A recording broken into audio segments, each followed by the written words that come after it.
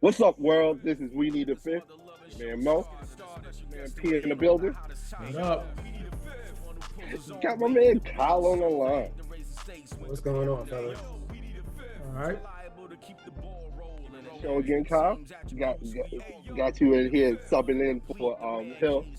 He had a little family emergency, so Glad to be appreciate here. you coming through. Coming through. Yeah, no doubt. Um, let's talk Final Four, fellas. Right now, LSU is playing Vitek. Vitek is up 7. Just in case you wanted to know, in the second half. The second half just started. You got about 9 minutes left in the game. The women's tournament. Have you guys got a chance to check any games or check? Kyle, let me start with you. You check any games in the women's tournament? I've tapped into a little bit. I love to watch South Carolina play because I enjoy seeing what Dawn Staley has built, that program that she's built down there. It's fascinating to me to see a program built that almost rivals now what was built up in Stores, Connecticut for so long and Whoa, whatnot. whoa, whoa, It's on the way. It's whoa. on the way. It's on the way. It's on the way. All right. It's on the way. It's Hold on the on. way. So, I've definitely watched a little bit of South Carolina and I've checked in on Caitlin Clark some because, she's one of the most dynamic basketball players in college basketball right now. So I've tapped in a little bit on the women's tournament for sure. P, Yeah. have you? To this point, it's really been highlights, to be honest.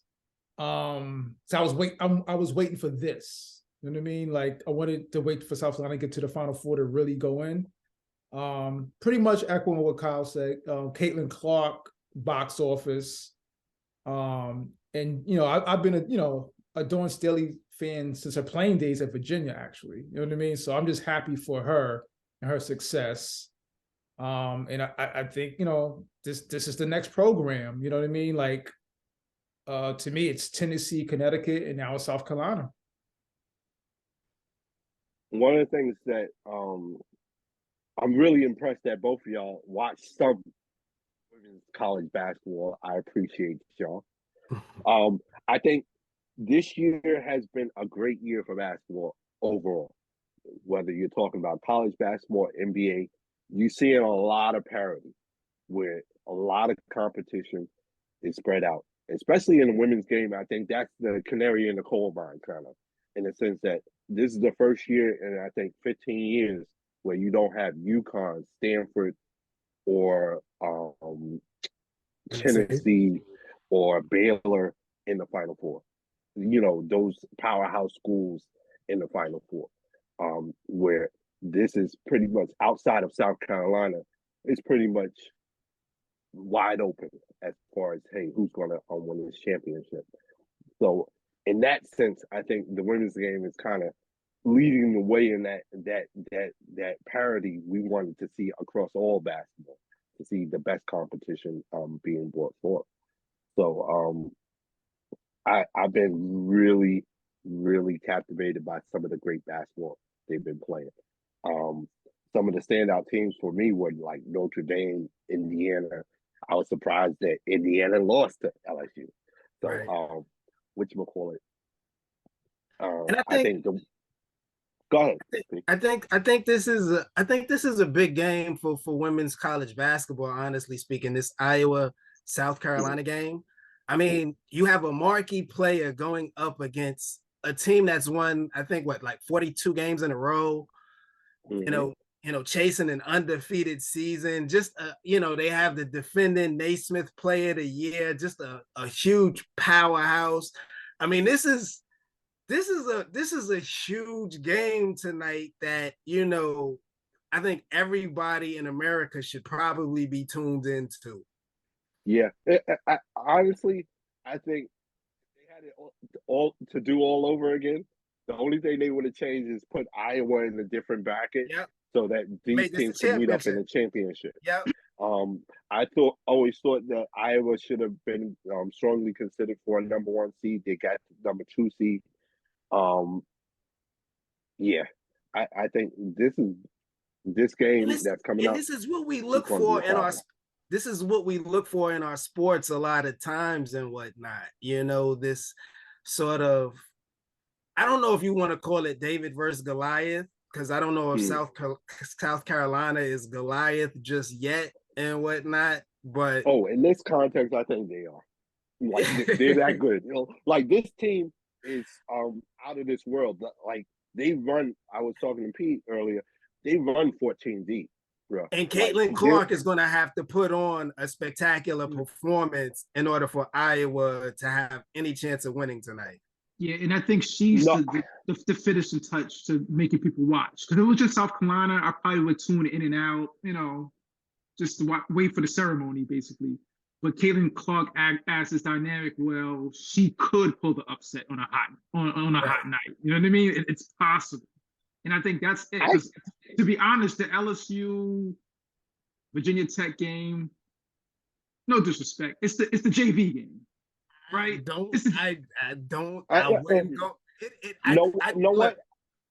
It's a reason that the other games come on last. I think LSU honestly got really lucky during this tournament run. They had some lucky breaks. They should have lost that Utah game, point blank. Period. The young woman should have hit those free throws and been going home, and Utah should have went on. I think LSU is a young team on the come up. Because they've got the lucky breaks that they've gotten, you've given a young team on the come up confidence that, hey, what we do works. And I think that's the worst thing you could do for a young team on the come up, especially if you're trying to compete against them. But right now, Virginia Tech is taking them to the barnyard. They're down 12. Yeah, that's what I'm saying. Mo, Virginia Tech has won 15 games in a row. Virginia Tech has a problem. Virginia Tech won the ACC. The ACC had the most teams that made the women's tournament this year. Virginia Tech is no joke. They're playing very good basketball. Now, granted, they're not South Carolina, but there you go. I would not write them off. I would not write them off. Georgia Amore, look, she's the mighty might out there. I'm telling you, you gotta watch Virginia Tech. See, this. Okay. I'm sorry, Pete, to cut you off. Go ahead. This. I think that honestly, one of the first things I was going to say is Caitlin Clark allows Iowa to stay in the game. Right. Not even keep it just stay in the game, keep it respectable. Without Caitlin Clark, they would get their doors blown. Oh, hold on. And I think even with Caitlin Clark, like I said, she has to have a special performance, like her 40-point triple-double. She has to have that type of performance just to keep it close. Not even to win it, just to keep it close. I think you're missing. Look, Mo, Iowa has the 318th ranked defense out of, I think, 350 women's college basketball teams. They're awful on that side of the floor. This Virginia Tech team is a very good defensive team. But it's not the same team that Iowa is. Only reason why I say leaning so hard on South Carolina is because, like I said, they run 14 deep. They're like the old Kentucky teams. I would never bet. Your starting lineup is not working. All right, get them all out. Let's go with the next five. Absolutely. And Aaliyah Boston is a beast. Aaliyah Boston is a beast. She's a monster to handle. Yeah, this is where I you're guess, talking about language. Yeah, I guess this is where you say ignorance is bliss. With the LSU and Virginia Tech, I'm thinking sacrificial lamb. Whoever comes out of here, granted, I don't know these teams very well. My women's college basketball knowledge starts and ends with South Carolina and Iowa. Angel. I know the name. I said, food. Oh, food. And that's nothing against her. I'm sure she's next up. Next up. And I'm sure LSU is a good team. Yeah. I still look at that side of the bracket as food. Yeah. And it is not that, no disrespect. They made it to the Final Four. They're a good team. I just think South Carolina is that. Hold on. So then hold on, because you said that means, do you also think if say Iowa was to upset South Carolina, do you think Iowa that'd be the would biggest. beat either one of those teams as well? You know what? One of the last things I was going to say is that I think the Iowa South Carolina game could be a setup in a sense because there's so much hype on it, so much energy on it, where it feels like a championship game. I think the winner of that game has to be concerned about staying energized and realizing, hey, Right. yeah, that was a great game and It wasn't we the beat a great championship. point, but that's not the championship. So Right. I think that, hey, either one of those teams that win can run into that, especially if Iowa upsets South Carolina. You can That's a good easily point. get comfortable with saying, oh, we won because we Gotta beat finish the champ. job. But you got to finish the job. Gotta So- finish the job. So I think that's a legitimate concern, you know. But I think with Dawn Staley's coaching, Yeah. they'll be ready. Yeah. Vitek ain't gonna, they gonna, yeah. She's It's an gonna be excellent enough. coach. Yeah, yeah. She's an excellent coach. By the way, I don't know if you know, Virginia Tech, they got a brother coaching them, Kenny Brooks. I did notice. Yeah. Yeah. Again, food. He's one of the first.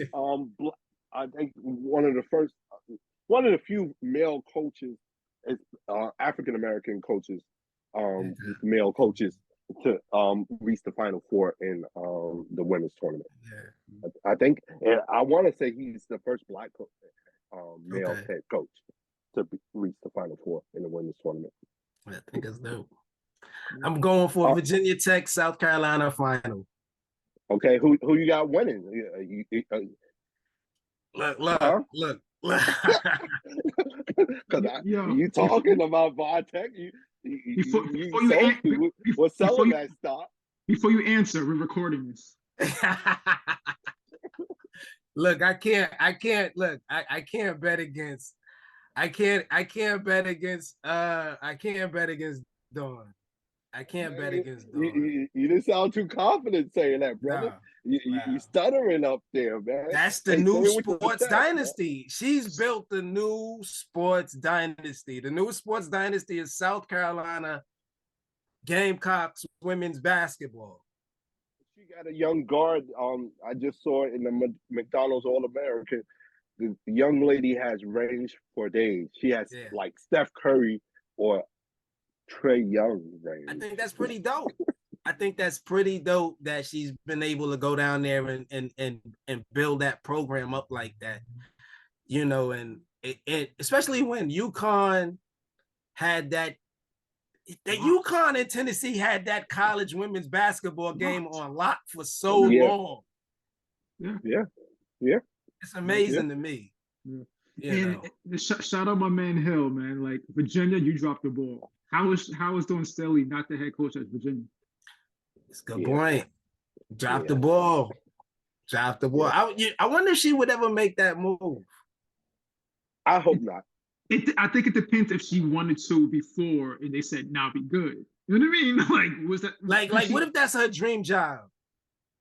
I think at this point, I would hope at this point, if she did make that type of move, that Virginia would make her the highest paid coach in college basketball.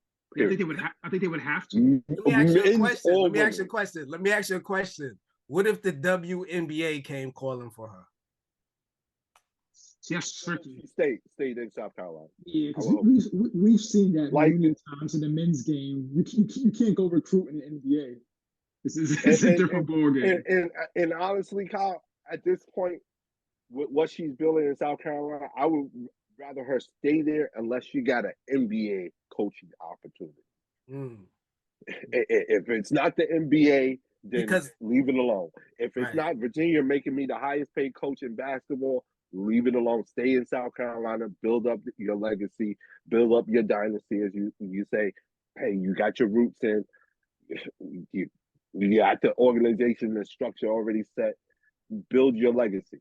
Right. Otherwise, unless somebody's making you the highest paid coach in basketball, or give you an NBA head coaching job, not an assistant coach, head coaching job. Stay in South Carolina, please, Dawn Staley. I beg. Because that as far as women's basketball goes, it's probably more prestigious to be the best coach in women's college basketball than the WNBA. I don't know who the best WNBA coach is. I don't. Who? Respectfully.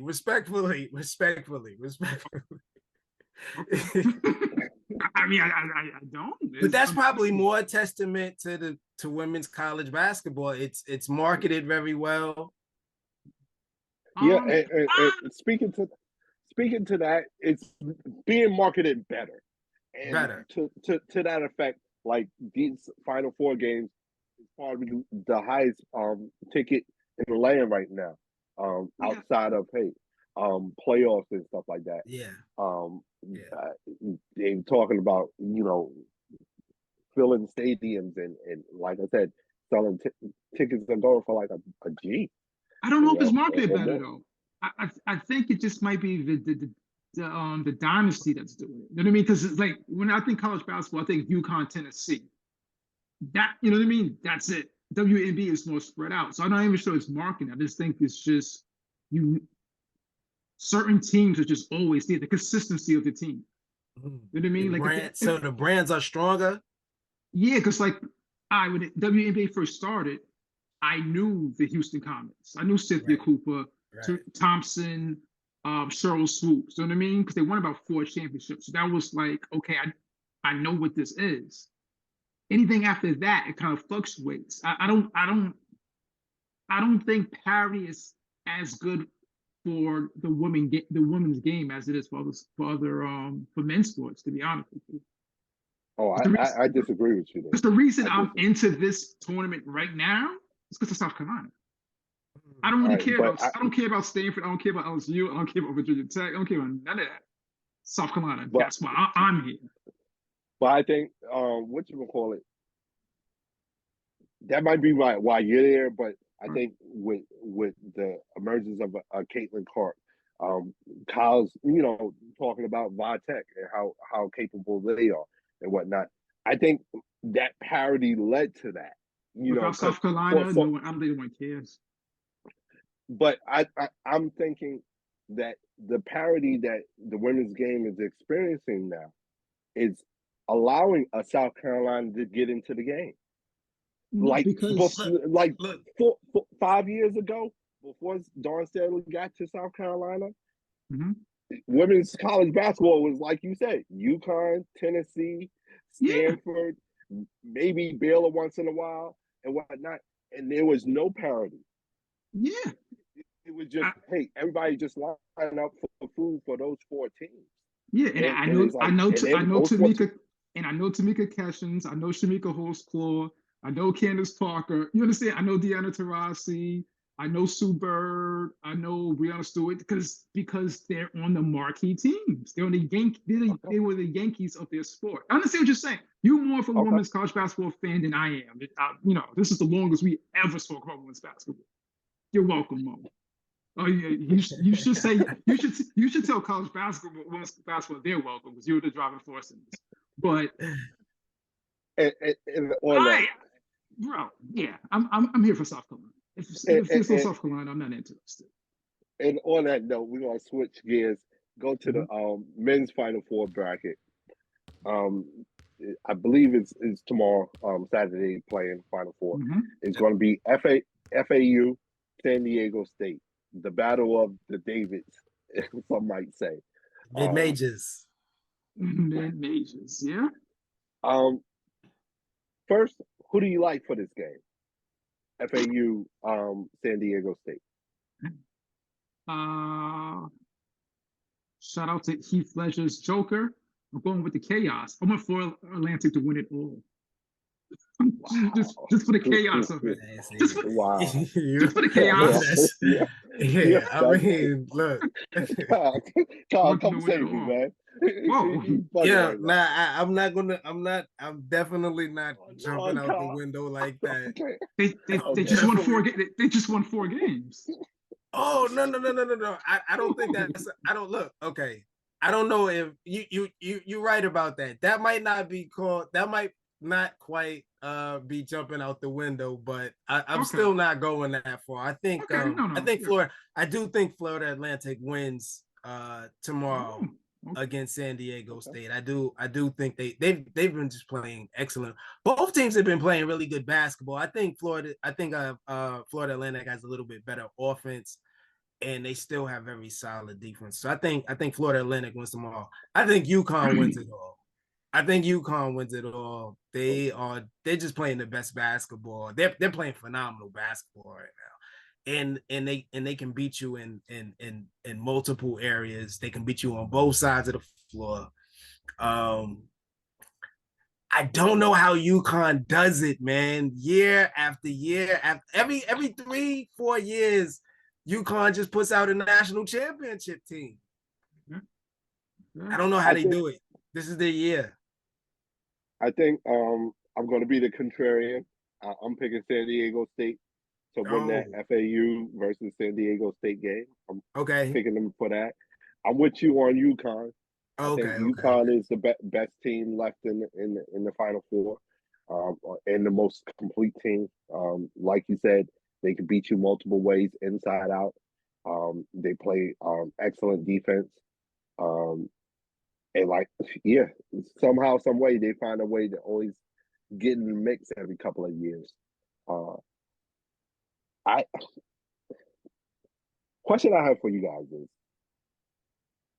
with the parity in the men's game, did you enjoy this tournament? Like, a lot of people have been talking about being disappointed. I know Hill at one point talked about being disappointed in FAU, San Diego State making the Final Four. Like, he wants to see the Blue Bloods or the best programs battle it out in the Final Four. Do you think we're missing something, or was this tournament missing something because those traditional blue blood programs that are used to being in the Final Four aren't here? To me, this is the best tournament in recent memory. You would have to go, Really good tournament. maybe over a decade to get me a better tournament, more exciting tournament. You know what I mean? And this is coming from like a UNLV, Michigan. We just said in the other segment how I love like the power teams, the dominant teams. But yeah, tournament wise, this out of the top. That's as far as excitement. Kyle, what's your thoughts? I agree. I think we're just so used to having top heavy teams in these tournaments. And this year we didn't have one of those top heavy teams. We didn't have a few of those top heavy teams that you could just already write and pin to be in the Final Four. And it just made it more fun because some of the teams that you never even heard of just got hot and made a run. I mean, Florida Atlantic, I mean, that's a single invite conference. Nobody else in that conference is making the NCAA tournament. It's not like they played these Power 5 teams all throughout their schedule, and they're on the verge of winning the national championship. They're on the verge of being the best team in the country. It's wild. I don't know how you can't love that. Yeah, I'm of the same thought. I thought this tournament is one of the better ones that we've seen in the last couple of years. And that the parity and, like you said, just the craziness of it all. It's truly been madness. As far as, hey, any team could get beat, and any team can move forward, and we've seen that. We have proof positive of that with the Final Four, the way it's set up. This is 3 teams, their first trip to the Final Four? Yes. Yeah. I mean, Yeah. I mean, that says it all right there. And I only had a pause for Miami, like that's it. But yeah, San Diego, Florida Atlantic was yeah. I heard that the University of Miami didn't even have college basketball between, I think, 1971 and 1985. Yeah. For you. I mean, this is like, if you like Cinderellas, This is one are of these those not great- Cinderellas? Like I said, great year for Yeah. basketball. Great Yeah. year for basketball. The Like, only, it- yeah, Connecticut's the only team that people would say had any business even being in the Final Four. Yeah. I think the only issue that people would have is that you have no marquee player names. There's no player that we can really attach to be like, okay, watch this player perform in the Final Four. Like, there's no Carmelo Anthony. There's no Christian Laettner. There's no Larry Johnson. There's no marquee player. I mean, and I don't know how many times we've had that type of situation in a Final Four where we go in and like, okay, are any of these players expected to be great NBA players? Usually, we have that type of player in discussion and whatnot. So I can see that as being one of the reasons why. And I think in general in college basketball, I think that's going to be a problem. Just are the top players in the country coming out of high school going to college? Yeah. But I think with this tournament, some of those players that you're talking about were exposed for whatever reason. Right. Like Brandon Miller from Alabama. I think I don't know. Exposed is tough, mode. Had a tough tournament. Only reason why I say that is because of his incident and dealing with the murder case and whatnot, and him being a witness with that.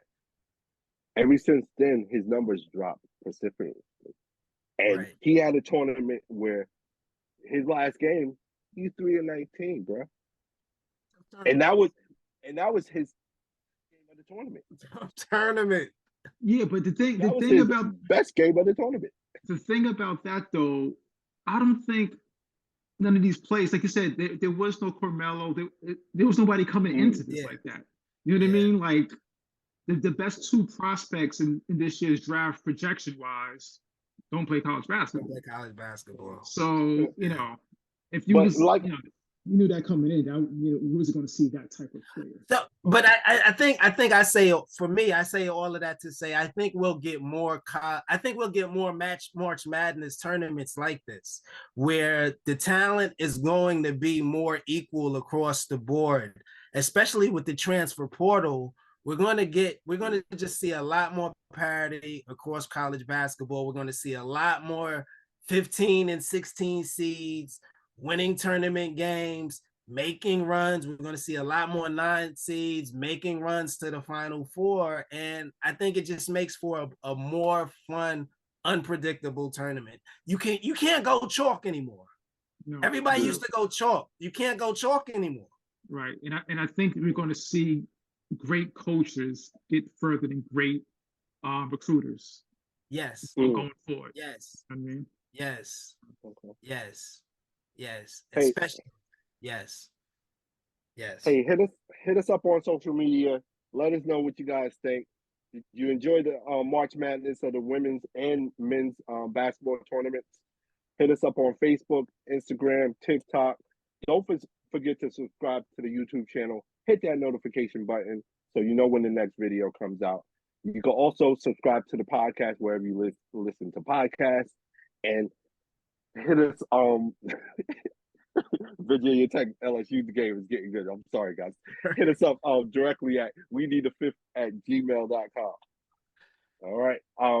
Lakers up 1. What are you watching? No. Wow. Whoa. Lakers. We're watching the Final Four that we just talking about. Like I said, is Street Clothes playing tonight? Yes, he is. Wow. How we get here? What I was gonna lead to, fellas. Kyle, you got sent down a text. We got a text group about LeVar Ball. He was talking about Bronny James and his feeling that Bronny James should forego college and go professional, like LaMelo did, and go play in Australia in the professional league. And that kind of made me start thinking about, is college still the best pathway to the NBA? Especially with NIL in effect, and I think that has to be factored into your opinion about whether it is the best pathway. Is it still the best marketing pathway? You know, we have elite, we have the G League, you have overseas competition that people can get into straight out of high school. And one of the arguments against those leagues or that pathway to the NBA is that unless you're a standout star that we're all expecting to come to the NBA in a year, like a Wembanyama or even like a Jalen Green to a certain extent when he was playing with Ignite, you don't get as much exposure. You know, we saw maybe 2 games from Wembanyama, and we haven't seen him since, unless you actually actively go out to search for video or footage of him playing and whatnot. You don't actively see players in the G League being promoted, and we don't know who those players are, unless, like I said, they're standout stars that we're looking for, because we knew they were projected to be superstars since high school. So my question to you guys: Do you guys still think that college is the best pathway to the NBA?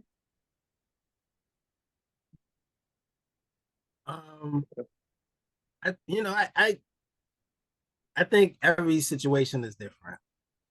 Okay. You know, I think every situation is different. I think for Bronny James, college is the best path to the NBA. Okay. And because, look, like it or not, the avenue is already there for him. There's no need for him to make it more challenging. Okay. Now, will going overseas prep him better for the NBA? Possibly. But once he gets there, but he's going to get there regardless. Bronny James is going to get to the NBA regardless. So I don't think there's any opportunities playing overseas will help Bronny James. Another player, I mean, I think for, LaMelo played overseas. LaMelo played down in, I think he played with the team in New Zealand or what have you. And he had the opportunity to watch his brother play at UCLA. Both of his brothers play at UCLA and see what it did for them. And he felt like for him and maybe him and his dad felt like for him, this was the best way for him to prepare for the NBA. LaMelo wasn't going to have it as easy getting to the league because we already saw what happened with Lonzo and LiAngelo. I don't think Bronny faces those challenges. But for a person that's not Bronny James, that's not going to have $7 million in nil projected to receive next year, I think going overseas has a lot of benefit to you. If you're not getting that much money over here and you want to try to get into the NBA and you want to play against what's considered to be maybe not the best intermediate talent, but some of the best, I think going overseas could be very beneficial. P, what's your thoughts? Yeah, I think it's just case by case. And it depends. What are we talking about? Are we talking about getting better Are we talking about financially, or are we talking about exposure? You know what I mean? As far as like the player's development, I think I don't want to say it doesn't matter, but it just depends on the player. Because we've seen guys come, straight to the league, who became legends, and we've seen some that flamed out. You know what I mean? Like we've seen guys stayed 4 years, they had a cup of coffee in the league, they got kicked out. Then we have Tim Duncan. So I think it just depends on the individual player. I don't think there's a right or wrong answer for that, to be honest. And for me, I think in the past, I was leaning more toward, hey, go overseas, compete with other professionals other professionals. But since NIL came into effect, that has changed my thinking on it.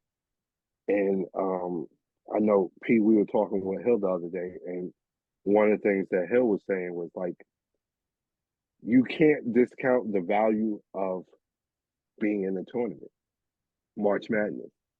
For example, I think he didn't do it, but let's say Brandon Miller had an excellent tournament. Let's say he was able to, whatchamacallit, pull them out, save them, improve his produce stock. a He winner. might have been able to improve his stock. He would have improved his stock. But the thing is, he would have proved it from being the third pick to the second pick. It's not. Yeah, You know what I mean? but just in general. but I just think in like general- what's and- my kid and also- Hawkins? The kid Hawkins for For UConn. Connecticut, right? For UConn. Yeah, Connecticut. I mean, I think a kid like that has improved, his draft stock if that's something that he's interested in doing this year. You get the opportunity to do that when you play, especially in March Madness. Oh yeah. and If we're talking exposure, yes, it's the tournament. It's not close. and that's what, and especially when you couple that with NIL.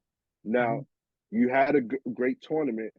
Even if you decide to stay in college the next year, you have more opportunities as far as getting sponsorships and stuff like that, because people have seen you.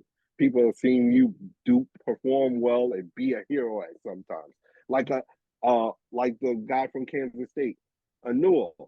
If he wasn't a senior, a super senior, whatchamacallit, if he was coming back next year, I'm sure he would have had extensive sponsorship opportunities. So I think for me, NIL kind of changes that in the sense that you give the college athlete an opportunity to kind of bank on themselves while they're in college. So is college basketball, as far as level of competition? As far as level of competition, you probably can't make the one-to-one comparison. But as far as, hey, if I play for North Carolina,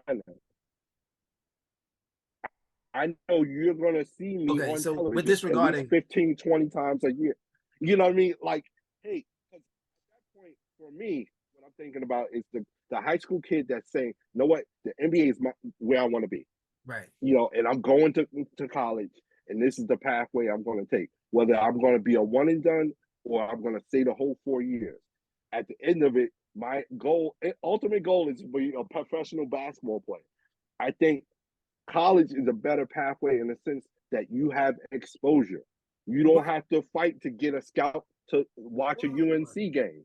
But we live in a social media age. These NBA teams have to have scouts let me ask you, everywhere in the world. I'm sure. And let me ask you this. Name one teammate of Wembanyama. Oh, maybe that's because he doesn't have any good teammates. No, but that's my point. Is like, hey, not only that, we've only seen 2 games of Wembanyama, and you have to search for a game for Wembanyama. Like UNC, you can name who was Michael Jordan's, teammate, because you've seen UNC play. But I think 15, $20. I think some of it depends on how famous you were before you're even eligible to go to. Because like LaMelo, okay, Hawkins, to say he's having a great tournament run. Let's say he just has a great Final Four run. He probably won't get picked at higher than LaMelo Ball got picked. You know what I mean? So like I said, I think this is case by case because LaMelo Ball was well known in like 10th grade. You know what I mean? Now, for a guy who's not well known like a Hawkins, yeah, if he went to Australia, he might be a second round pick, no matter what he did in Australia. So I think, like I said, it's case by case. It depends on the player. Like Kyle said, it depends on your social media footprint, if that's a word or a phrase. You know what I mean? Your social media presence. Before that, you know what I mean? Like, you look at someone like LaMelo Ball and RJ Hampton. I think they played in the same Australian New Zealand league or whatever. One is pretty much doing I think he's in the league, but he's pretty much just doing podcasts. You know what I mean? Both of these guys went to Australia. They were, high school standouts. LaMelo's career looks, like it has a better trajectory. We'll say that. Maybe that's why LeVar is telling him to go play overseas, because maybe the competition is not as tough overseas as it is in college basketball. I think Bronny James is going to have a tough time next year. Yeah, cats are going to be going after him. And that's another thing. Especially if he goes to the Big Ten. Yeah, I don't want to go too. I think at this point, he's Bronny James. Everybody's going after him. As soon as he steps on the basketball. Yeah, I mean, as soon as he decides that, hey, I'm going to play basketball, every kid his age is like, I know who your dad is. Yeah. Let me give you the work. Nah. You know that. I mean, come on. If he goes to the Pac-10, there's no tough teams in the Pac-10. He can go to USC, he can go to Oregon and kind of just cakewalk his way through his freshman year of college and then go into the draft just based on whatever BS stats that if he goes to Ohio State in the Big Ten, when he goes up to where does Michigan State play at? He'll be all right, Kyle. Who's it? East He'll Lansing? be all right, Kyle. Lansing. He'll be all right. When he goes up to Lansing, they're gonna put that. Some dude's gonna put an elbow in his chest, and he's gonna be all right. He's gonna be all right, Kyle. Last time I checked, no colleges recruiting angels and gods and whatnot. He's going against regular guys just like him, and he'll be all right. And like he's been doing that. Like, do you honestly think LeBron James' son, as he steps on anybody's court, they trying to give him that word? How do you really think that college is going to be his first experience of somebody trying to hurt him on the court? This is going to be his first experience of dealing with dudes that's bigger and stronger. He's dealing with it in high school. What are you talking about? These is high school kids. Now you dealing with cats that's 4 years older than you. Okay, not in all of them. Like, especially some of the blue blood schools you talking about. No, you don't. He'll be all right, Kyle. He'll be all right. Like, if he's playing against FAU or San Diego State, yeah, he's going to run against those seniors. But Kentucky, name a senior. They don't have seniors playing for them. No doubt. UNC, they're going to have one with Bangkok if he decides to stay. Like, most of those blue blood programs. I hope the kid succeeds. I hope the kid succeeds for sure. I definitely hope the kid succeeds and whatnot, because that's a tough spot to be in. Yeah, and like I said, he's been living with that his whole life. You say honest, because I know for me personally, I'm playing against Michael Jordan's son. Yeah, you gonna get to work. I'm gonna test you out. Let's see what your daddy taught you. You know what I mean? So I'm sure as soon as he steps on the court, that's what it is. There ain't nothing new. We all know what we would do. Come on, really? You got Michael Jordan's son coming to Central Ave. What's this going to be, Kyle? Going at him, right? Come on. Yeah. Come on, man. You right. But interesting. I think college, like I said, for me, it's just the exposure part of it. I think if you're a player that's not as well known as a Bronny James or a Carmelo or whatnot, you have the opportunity to really make a name for yourself and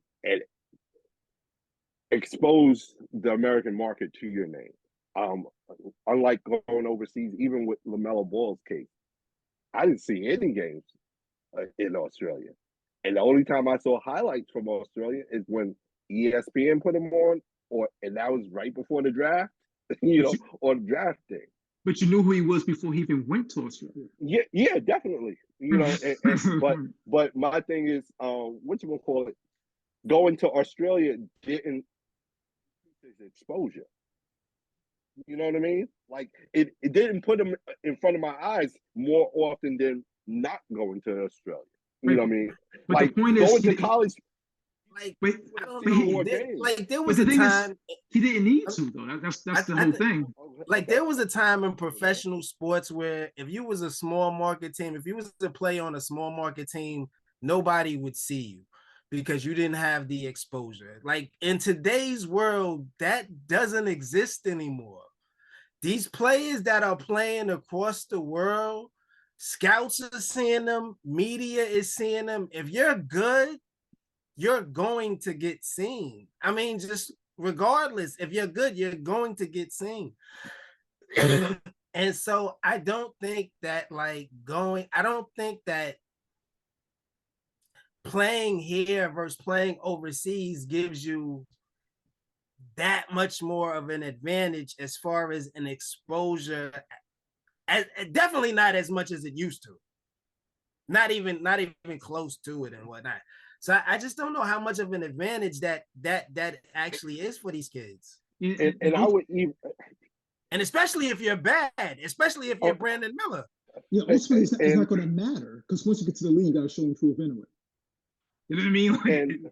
And one of the things I would push back on y'all on, especially with using LaMelo Ball as an example, he became famous because of Lonzo, right? Because Lonzo was doing. We was first introduced to him once we met Lonzo. We met Lonzo at UCLA. No, Lonzo was like one of the biggest high school stars. Yeah. You know what I mean? Like the whole high school mixtape thing. And it blew up. I think got to UCLA. He had exposure, guys.